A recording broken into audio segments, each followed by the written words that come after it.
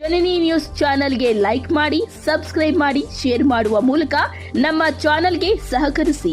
ಹೆಚ್ಚಿನ ಮಾಹಿತಿಗಾಗಿ ಸಂಪರ್ಕಿಸಿ ಹರಿಚಿನ್.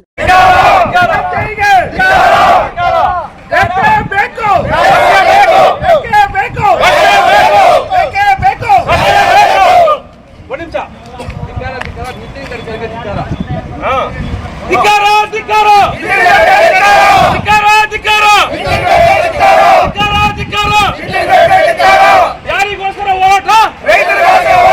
ಯಾರಿಗೋಸ್ಕರ ಹೋರಾಟ? ಯಾರಿಗೋಸ್ಕರ ಹೋರಾಟ? ಧಿಕ್ಕಾರ ಧಿಕ್ಕಾರ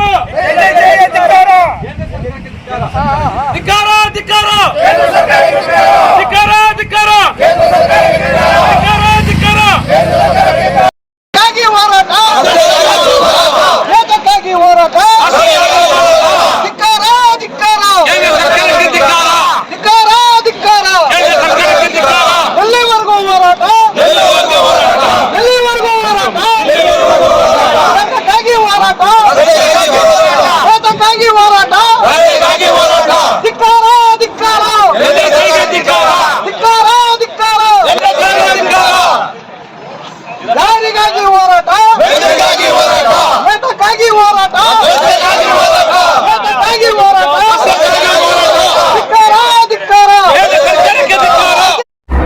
ಹೊಸಕೋಟೆಯಿಂದ ಏನು ನಮ್ಮ ವಿಕೋಟೆ ಗಡಿ ಭಾಗದವರೆಗೂ ಕರ್ನಾಟಕದಲ್ಲಿ ಸುಮಾರು 70 ಕಿಲೋಮೀಟರ್ ನಿರ್ಮಿಸಿದ್ದಾರೆ.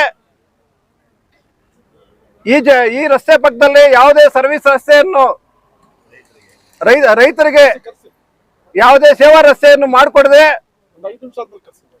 ಎಲ್ಲಾ ಜಮೀನುಗಳಿಗೂ ರಸ್ತೆ ಇಲ್ದಿರೋ ಬಂಡಿ ರಸ್ತೆ, ಕಾಲ್ದಾರಿ, ನೀರು ಹರಿಯುವಂತ ಕಾಲುವೆಗಳನ್ನು ಎಲ್ಲ ಮುಚ್ಚಾಕಿದ್ದಾರೆ. ಆದ್ರಿಂದ ರೈತರಿಗೆ ತುಂಬಾ ವ್ಯವಸಾಯ ಮಾಡಕ್ಕೆ ತೊಂದರೆ ಆಗ್ತಾ ಇದೆ.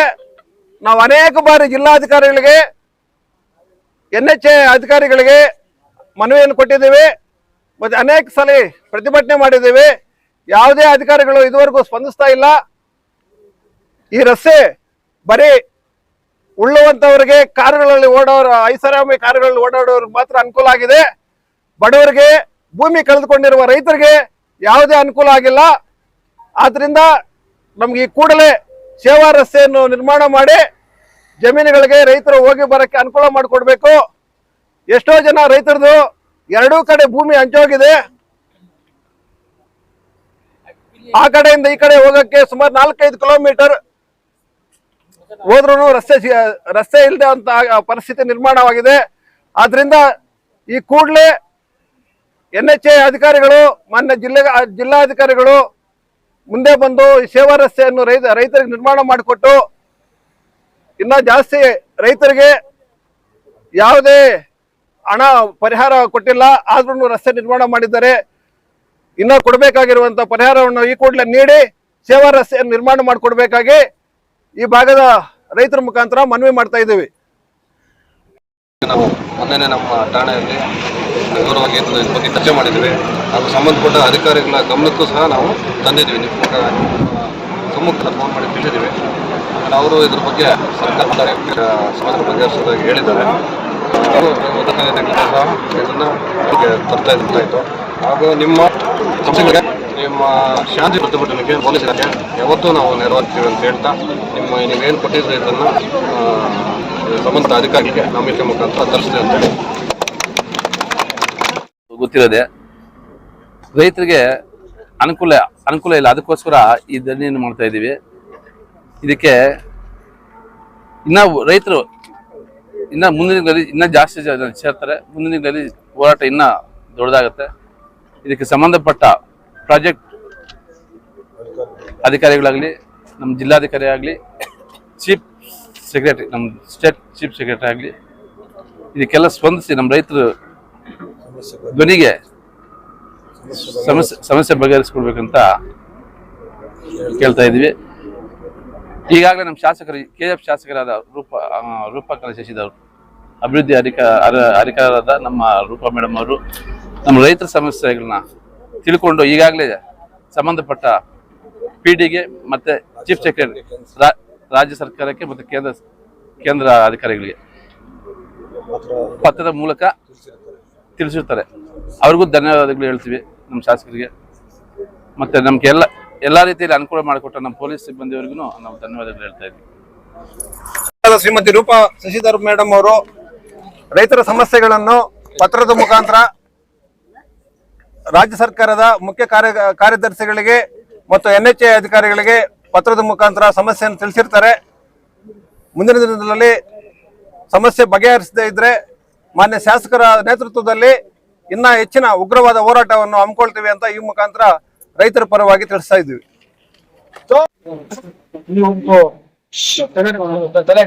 ರೈತ ಭಾಗ ಏನಿದೆ ಅಂತಂದ್ರೆ ಹೊಸಕೋಟೆಯಿಂದ ಆಂಧ್ರ ಗಡಿ ಭಾಗದವರೆಗೂ ಈ NHI ಉದ್ದ ಎರಡೂ ಇಕ್ಕೆಲೆಗಳಲ್ಲಿ ರೈತರ ಭೂಮಿಗಳಿಗೆ ಹೋಗಿ ಬರಲು ಅಂದ್ರೆ ಕೃಷಿ ಜಮೀನುಗಳಿಗೆ ಹೋಗಿ ಬರಲು ದಾರಿ ಇಲ್ಲದಂತೆ ಅಳವಡಿಸಿದ್ದಾರೆ. ಎತ್ತರವಾದಂತಹ ಅಣೆಕಟ್ಟುಗಳಂತಹ ರಚನೆಗಳಿಂದ ಈ ನಮ್ಮ ಜಮೀನುಗಳಲ್ಲಿ ಮಳೆ ಬಿದ್ದಾಗ ಈ ಅಣೆಕಟ್ಟುಗಳು ತಡೆಗೋಡೆಗಳಿಂದ ನೀರು ನಿಲ್ಲಂತ ಪರಿಸ್ಥಿತಿ ಬಂದ್ಬಿಟ್ಟು ಎಲ್ಲ ಕೆರೆಗಳಂತಾಗಿದೆ. NHI ರಸ್ತೆ ಮೇಲೆ ಬಿದ್ದಂತಹ ನೀರು ಮಾತ್ರ ಸರಾಗವಾಗಿ ಹರಿದೋಗಲು ಅವರು ವ್ಯವಸ್ಥೆ ಮಾಡ್ಕೊಂಡಿದ್ದಾರೆ. ಆದ್ರೆ ನಮ್ಮ ರೈತರ ಭೂಮಿಯಲ್ಲಿ ಏನ್ ನೀರ್ ಬೀಳ್ತಾ ಇದೆಯೋ ಅದನ್ನ ಹರಿದೋಗೋದಕ್ಕೆ ವ್ಯವಸ್ಥೆ ಮಾಡ್ಕೊಟ್ಟಿಲ್ಲ. ಒಂದನೇದು. ಎರಡನೇದೇನಪ್ಪಾ ಅಂತಂದ್ರೆ ಈ ಜಮೀನೊಳಕ್ಕೆ ನಾವು ಕೃಷಿ ಯಂತ್ರೋಪಕರಣಗಳನ್ನ ತಗೊಂಡೋಗೋದಕ್ಕೆ ಮತ್ತೆ ಆ ಜಮೀನ್ ಪ್ರವೇಶಿಸೋದಕ್ಕೆ ಆಗ್ತಾ ಇಲ್ಲ. ಇದನ್ನ ಅವ್ರು ಯಾರು ಗಮನದಲ್ಲೂ ಇಟ್ಕೊಂಡಿಲ್ಲ. ಆ ಇಂಜಿನಿಯರ್ಸ್ ಇದಾರೆ, ಅಧಿಕಾರಿಗಳಿದ್ದಾರೆ, ಕೇಂದ್ರ ಸರ್ಕಾರ ಇದೆ, ರಾಜ್ಯ ಸರ್ಕಾರ ಇದೆ. ರೈತರ ಒಂದು ಉಳಿದಲ್ಲ ಹೇಗೆ, ಅವರ ರೈತರು ಹೇಗ್ ಬದುಕ್ತಾರೆ, ಅವ್ರ ಬೆಳೆಗಳನ್ನ ಯಾವ ತರ ಬೆಳೆಸ್ತಾರೆ, ಆ ಬೆಳೆ ಬೆಳೆದಂತಹ ಆಹಾರ ಧಾನ್ಯಗಳನ್ನ ಹೇಗ್ ಆಚೆ ತಗೊಂಡ್ ಬರ್ತಾರೆ ಅನ್ನೋ ಯಾವುದೋ ಒಂದು ಮುನ್ಸೂಚನೆ ಇದ್ದರೆ ಇವರು ಏಕಾಏಕಿ ರಸ್ತೆ ಮಾಡ್ಕೊಂಡಿದ್ದಾರೆ. ಇವಾಗ ಏನಪ್ಪಾ ಆಗಿದೆ ಅಂತಂದ್ರೆ ಈ ರಸ್ತೆ ಒಳಗ ಆ ಜಮೀನೊಳಗೆ ಪ್ರವೇಶ ಆಗ್ತಾ ಇಲ್ಲ, ಜಮೀನುಗಳಲ್ಲಿ ಬೆಳೆ ಬೆಳೆಯಕ್ ಆಗ್ತಾ ಇಲ್ಲ. ರೈತರೆಲ್ಲರೂ ಆಚೆ ಹೋಗಿ ಬೆಂಗಳೂರಲ್ಲಿ ಕೂಲಿ ಕೆಲಸ ಮಾಡ್ಕೊಂಡು ತಿಂತಾ ಇದ್ದಾರೆ. ಇವಾಗ ನಮ್ಗೆ ಈ ಒಂದು ಪ್ರತಿಭಟನೆ ಮಾಡ್ತಾರೆ ಅಂದ್ರೆ ಮುಖ್ಯ ಉದ್ದೇಶ ಏನಪ್ಪಾ ಅಂತಂದ್ರೆ ಮುಖ್ಯವಾಗಿ ನಮ್ಗೆ ಕೃಷಿ ಜಮೀನು ಒಳಗೋಗೋದಕ್ಕೆ ನಮ್ಗೆ ಸರ್ವಿಸ್ ರಸ್ತೆನ ಕಲ್ಪಿಸ್ಕೊಡ್ಬೇಕು ಅಂತ ಹೇಳಿಬಿಟ್ಟು ಈ ರೈತರ ಪರವಾಗಿ ಎಲ್ಲರ ಪರವಾಗಿ ನಾವು ಒಕ್ಕೊರಲಿಂದ NHIಗೆ ಮತ್ತು ರಾಜ್ಯ ಸರ್ಕಾರಕ್ಕೆ, PD ಗೆ, ಮಾನ್ಯ ಜಿಲ್ಲಾಧಿಕಾರಿಗಳಿಗೆ, ಇಲ್ಲಿ ನೆಲೆಸಿರ್ತಕ್ಕಂತಹ ಪೊಲೀಸರಿಗೆ, ವರಿಷ್ಠಾಧಿಕಾರಿಗಳಿಗೆ ಎಲ್ರಿಗೂ ನಾವು ಆಗ್ರಹ ಪಡಿಸ್ತಾ ಇದ್ದೀವಿ. ರೈತರ ಕಷ್ಟಗಳನ್ನು ಕಟ್ಟುವವರಿಗೆ ಸರ್ಕಾರ ಕೇಂದ್ರ ಸರ್ಕಾರ ಧಿಕ್ಕಾರ.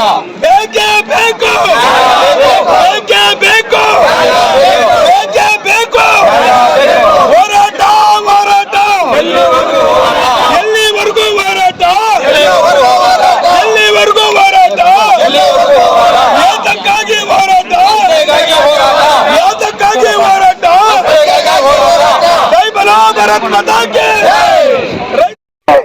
ಈ ದಿನ ಭಾರತೀಯ ರಾಷ್ಟ್ರೀಯ ಹೆದ್ದಾರಿ ಪ್ರಾಧಿಕಾರದ ವಿರುದ್ಧವಾಗಿ ನಮ್ಮ ರೈತರ ವರ್ಗದವರು ಇವತ್ತೇನು ಶಾಂತಿಯುತವಾದಂತಹ ಪ್ರತಿಭಟನೆಯನ್ನು ಹಮ್ಮಿಕೊಂಡಿದ್ದಾರೆ. ಇದರ ಉದ್ದೇಶ ತಮ್ಮ ಸ್ಥಳೀಕರಿದ್ದರೆ ಎಲ್ಲ ಮಾಧ್ಯಮಿಕರಿಗೂ ಮತ್ತೆ ನಮ್ಮ ಎಲ್ಲ ಇಲಾಖೆಗೂ ಇದರ ಬಗ್ಗೆ ಗೊತ್ತಿದೆ. ಪ್ರಾರಂಭಿಕ ಹಂತದಲ್ಲಿ ಏನು ಹೊಸಕೋಟೆಯಿಂದ ಚೆನ್ನೈವರೆಗೂ ಏನು ರಾಷ್ಟ್ರೀಯ ಹೆದ್ದಾರಿ ಅಥವಾ ಮಾಡಿದ್ರು ಇವರು ಚೆನ್ನೈ ಎಕ್ಸ್ಪ್ರೆಸ್ ಅಂತೇಳಿ, ಆ ಸಮಯದಲ್ಲಿ ನಾವೆಲ್ಲ ರೈತರ ಮುಖಂಡರು ಕೂಡ ಸಂಬಂಧಪಟ್ಟ ಅಧಿಕಾರಿಗಳನ್ನ ಭೇಟಿ ಮಾಡಿ ಅಧಿಸೂಚನೆ ಹೊರಡಿಸಿದಾಗ ನಮ್ಮೆಲ್ಲರಿಗೂ ಕೂಡ ಅನುಕೂಲ ಆಗಂತೆ ರಸ್ತೆ ನಿರ್ಮಾಣ ಮಾಡಿ ಅಂತ ನಾವು ಎಲ್ಲರೂ ಕೂಡ ಮನವರಿಕೆ ಮಾಡಿದ್ವಿ. ಆ ಸಂದರ್ಭದಲ್ಲಿ ನಮಗೆ ಸಮಜಾಯಿಸಿ ಹೇಳಿದ್ರು, ನೀವು ಯಾವುದೇ ರೀತಿಯಾಗಿ ತ್ರುತಿಗಡಬೇಡಿ, ನಾವು ಸರ್ವಿಸ್ ರಸ್ತೆ ಕೊಡ್ತೀವಿ ಅಂತ. ಆ ಸಂದರ್ಭದಲ್ಲಿ ಯಾಕಂದ್ರೆ ದೇಶ ಬೆಳಿಬೇಕಾದ್ರೆ ಎಲ್ಲಾ ರಸ್ತೆಗಳನ್ನ ಮಾಡೋದ್ರಿಂದ ನಮ್ದು ಯಾವುದೇ ರೀತಿ ಅಭ್ಯಂತರ ಇಲ್ಲ. ಅಭಿವೃದ್ಧಿ ಹೊಂದಿಕೊಳ್ಳಿಕ್ಕೆ ನಾವು ಕೂಡ ಸ್ವತಃ ಸಹಕಾರ ನೀಡ್ತಾ ಇದೀವಿ. ಅದೇ ಸಂದರ್ಭದಲ್ಲಿ ಇವ್ರೇನ್ ಮಾಡಿದ್ರು, ತರಾತುರಿಯಲ್ಲಿ NHI ಪ್ರಾಧಿಕಾರದವ್ರು ಏನ್ ಮಾಡಿದ್ರು, ರಸ್ತೆಯನ್ನು ಮಾಡಿ ಅವರ ಅನುಕೂಲ ತಕ್ಕಟ್ಟಂಗೆ ರೈತರನ್ನ ಏನ್ ಮಾಡಿದ್ರು, ಬಾಯಿ ಮುಚ್ಚಿಸಿ ನಿಮ್ಗೆ ಕೊಡ್ತೀವಿ ಅಂತೇಳಿ ತರಾತುರಿಯಲ್ಲಿ ರಸ್ತೆ ನಿರ್ಮಾಣ ಮಾಡಿ ಏನು ಹೊಸಕೋಟೆಯಿಂದ ಹಿಡಿದು ಸುಂದರಪಳ್ಳಿವರೆಗೂ ಟೋಲ್ನ ಓಪನ್ ಮಾಡಿ ಏನು NHI ಅಲ್ಲಿ ಕಾಂಪೌಂಡ್ ಹಾಕಿ ಸರ್ವಿಸ್ ರಸ್ತೆಯನ್ನು ಬಿಡದೆ ತಡೆಗೋಡೆಯನ್ನು ಒಡ್ಡಿ ಅವರು ಪಾಡಿಗೆ ಅವರು ಇವತ್ತು ರಸ್ತೆಯನ್ನ ಕ್ಲೋಸ್ ಮಾಡಿ ಹೊರಟಿದ್ದಾರೆ. ಅದೇ ರೀತಿಯಲ್ಲಿ ನಾವು ಈ ರಸ್ತೆಯನ್ನು ಕ್ಲೋಸ್ ಮಾಡಿರೋದಕ್ಕೆ ಅನೇಕ ಬಾರಿ ಸಂಬಂಧಪಟ್ಟ ಅಧಿಕಾರಿಗಳಿಗೆ ಪತ್ರ ವ್ಯವಹಾರವನ್ನು ಕೂಡ ಈಗಾಗಲೇ ಮಾಡಿದೀವಿ. ಮೊನ್ನೆ ಜಿಲ್ಲಾಧಿಕಾರಿಗಳಿಗೆ, ಕೇಂದ್ರ ಸರ್ಕಾರಕ್ಕೆ ಅನೇಕ ನಮ್ಮ ರೈತ ವರ್ಗದವರು ಪತ್ರದ ವ್ಯವಹಾರವನ್ನು ಕೂಡ ಮಾಡಿದ್ದಾರೆ. ಆದರೂ ಕೂಡ ಇವರು ನಮ್ಮ NHI ಅವರು ಮಾಡಿರ್ತಕ್ಕಂಥ ಅವೈಜ್ಞಾನಿಕ ರಸ್ತೆ ಏನಿದೆ, ಬಂಡಿ ರಸ್ತೆ ಇರ್ಬೋದು, ಕಾಲ್ದಾರಿಗಳಿರ್ಬೋದು, ನೀರಿರುವ ಕಾಲುವೆಗಳಿರ್ಬೋದು, ಇವೆಲ್ಲವೂ ಕೂಡ ಅಲ್ಲೆಲ್ಲಿಗೆ ಅರ್ಧಕ್ಕೆ ಕ್ಲೋಸ್ ಆಗಿದೆ. ನೀರು ಬರ್ತಕ್ಕಂತಹ ಎಲ್ಲಾ ಮಳೆ ನೀರು ಕೂಡ ಎಲ್ಲ ರೈತರ ಜಮೀನಿನಲ್ಲಿ ಸ್ಟೋರೇಜ್ ಆಗ್ತಾ ಇದೆ.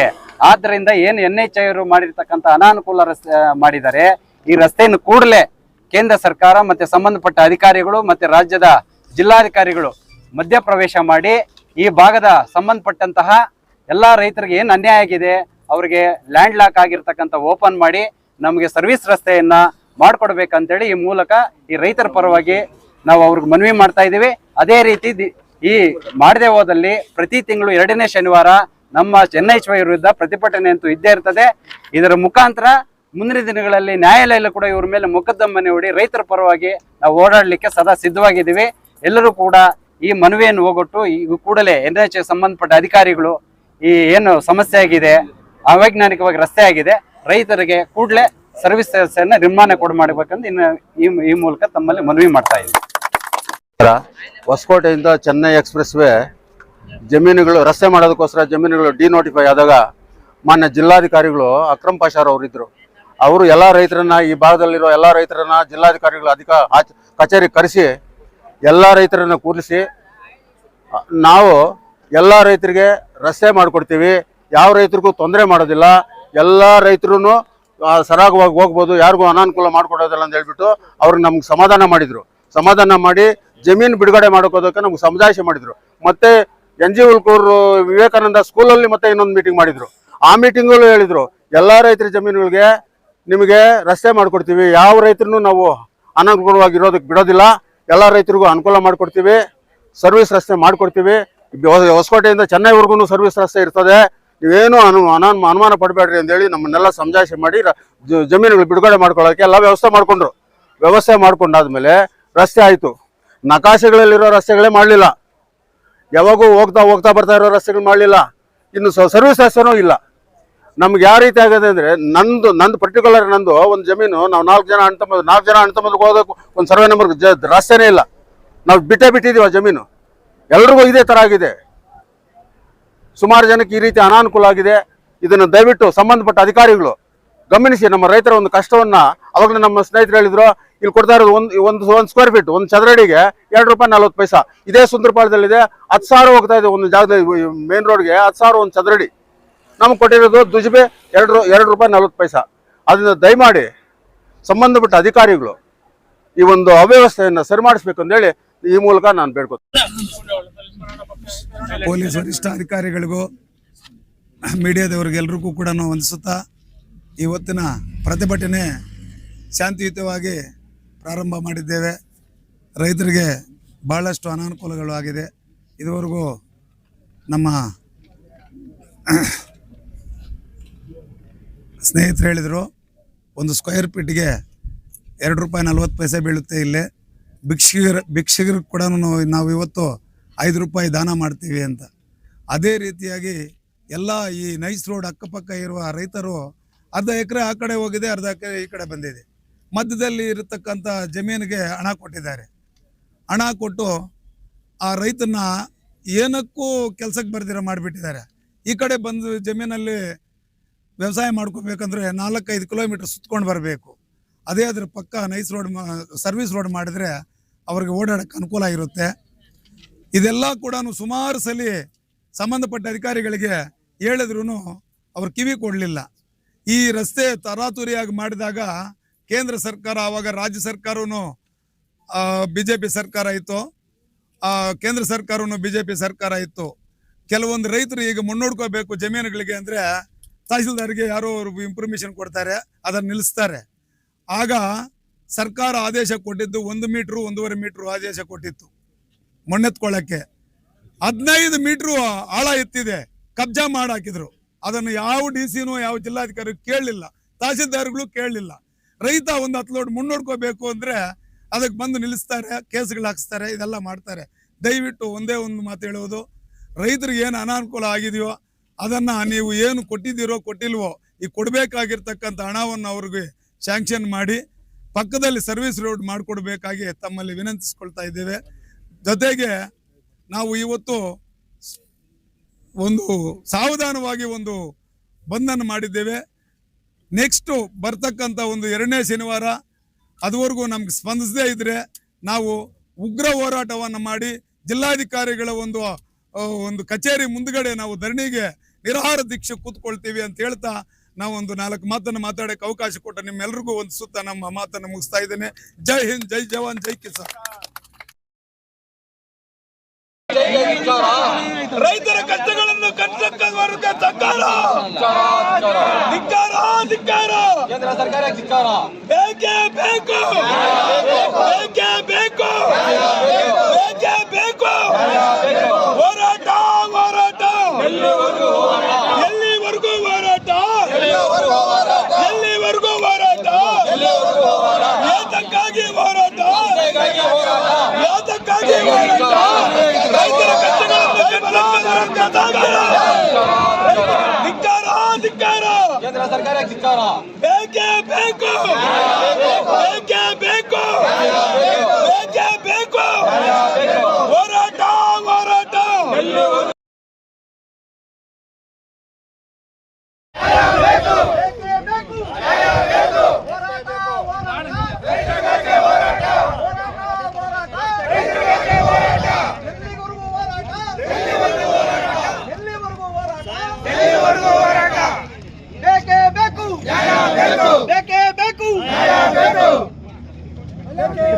ನ್ಯಾಯ ಬೇಕು.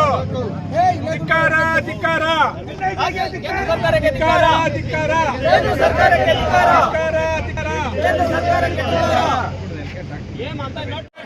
ಬೇಕೇ ಬೇಕು, ಬೇಕೇ ಬೇಕು, ನ್ಯಾಯ ಬೇಕು, ನ್ಯಾಯ ಬೇಕು, ನ್ಯಾಯ ಬೇಕು.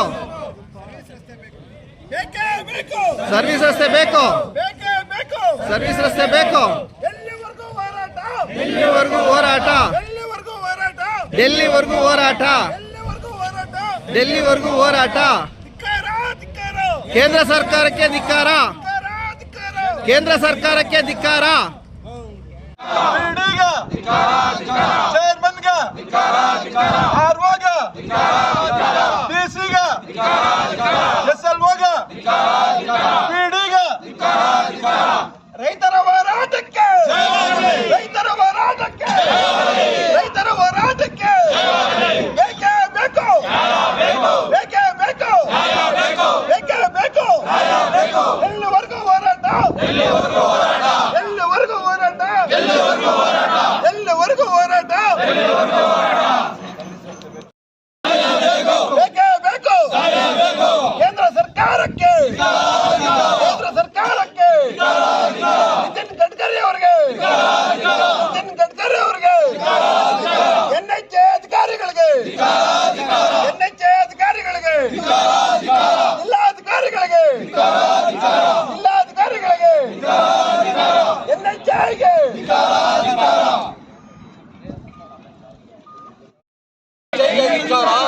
ರೈತರ ಕಷ್ಟಗಳನ್ನು ಕಟ್ಟಕ್ಕ ವರ್ಗ ಸರ್ಕಾರ ಧಿಕ್ಕಾರ, ಧಿಕ್ಕಾರ.